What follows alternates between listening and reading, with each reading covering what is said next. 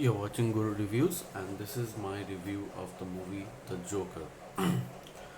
The runtime of the movie is about 2 hours and 2 minutes. However, in the duration of the entire runtime of the movie, a movie that has no action, no CGI, or no one wearing capes and running around. There is no Batman.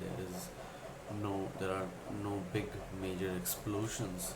You may feel that the runtime is a bit too much. However, the movie hits on the right notes in a different kind of a comic book movie that has never been made in this genre.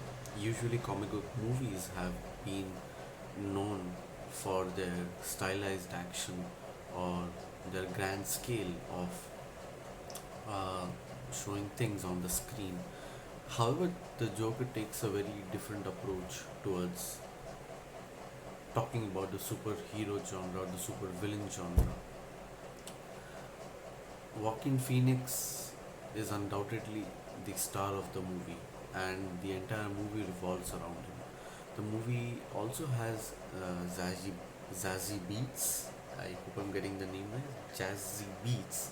But however, she has little to do, and there are a bunch of other supporting casts and characters who don't have much of a screen time as compared to Joaquin Phoenix. Uh, Now, when the movie was announced last year as a new production under the DC Black label, if I'm correct. Yeah, under the DC Black label, I was a little skeptical, not on Joaquin Phoenix, but on the DC Black as a label. And I was surprised to say that after the movie got over, I couldn't speak for a couple of hours, and I was just thinking because the movie hit the right notes that it should have. There are these really two famous movie reviewers called Chris Stuckman and Jeremy Jans. And Jeremy Jans said this in his review that every time a movie gets you thinking, you know it's a good movie. And I've heard a lot of complaints that the movie will incite violence, will ask people to take up violent methods, but that is not the case. As an audience, it's our job to watch a movie and interpret it the way we want to. It's entertainment, and at the end of the day, the director or the producer or the entire crew of the movie has their creative license to depict a character in the way they want it to be done. And it's up to us to understand that interpretation without taking it too literally. This is an origin story of Joker, and while the comic books traditionally don't have an origin story, and the Joker's origin story is usually a mystery, there are certain elements of it. I will not go into deep spoilers right now unless you've seen the movie. The spoiler free review will come later. But however, it manages to give you an origin story without entirely giving you an origin story. And that is what Todd Phillips has done really, really well. And undoubtedly, Joaquin Phoenix uh, acting is impeccable. He holds the movie together for the entire runtime. At the beginning of the movie, he is this barely functioning but sane person, and by the end of the movie, he's completely lost it. Now, you think that a movie that has Joker in its title will have Joaquin Phoenix in the Joker costume that you may have seen in the trailers throughout the movie, but that doesn't happen until the second half or even towards the end of the second half.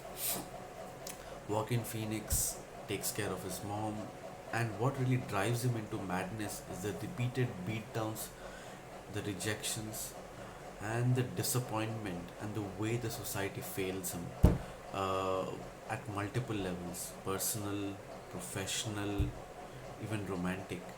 And I think the I think what we need to understand is that the movie is a commentary on mental illness, and as someone who has seen it from close quarters, it really hits the notes right.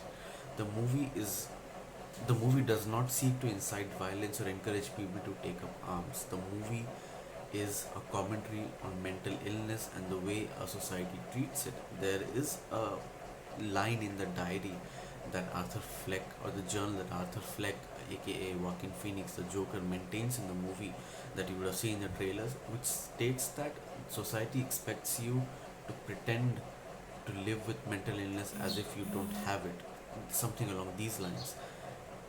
The way the society absolutely disregards mental illness and absolutely has no understanding of what it means is starkly reflected in the movie. As a man who goes through manic depression and is delusional, and he thinks a lot of things that may or may not be true, he perceives the society around him through a lens, and that lens is developed over the due course of the movie because of his actions, because of society's actions towards him, and because of the conditions that make him who he is. Other than that, the movie is also commentary on the socio-economic differences prevailing in the society. And while the movie does not feature Batman as in Bruce Wayne, there is a reference to him in the movie. You can check that out. And the movie has another iconic scene which has been shown multiple times across the so many Batman movies we've had, that this is a different take on that story. And if you look at Joker in its entirety, then I would say this is an alternate version of Joker, a universe uh, where Joker was built by the society of the circumstances that surrounds him. So this is my review of the Joker. It was very hard. It kept me thinking uh, the entire night when I saw the movie, and I'm still thinking about it.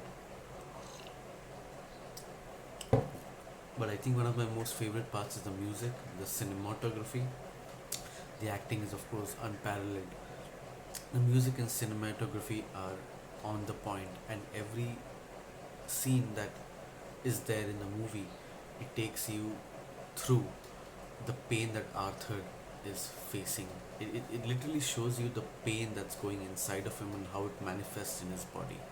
So this is my review of the Joker, guys. Full detailed review will come later. Thank you so much for watching. Like and subscribe if you like what I put out. Thank you.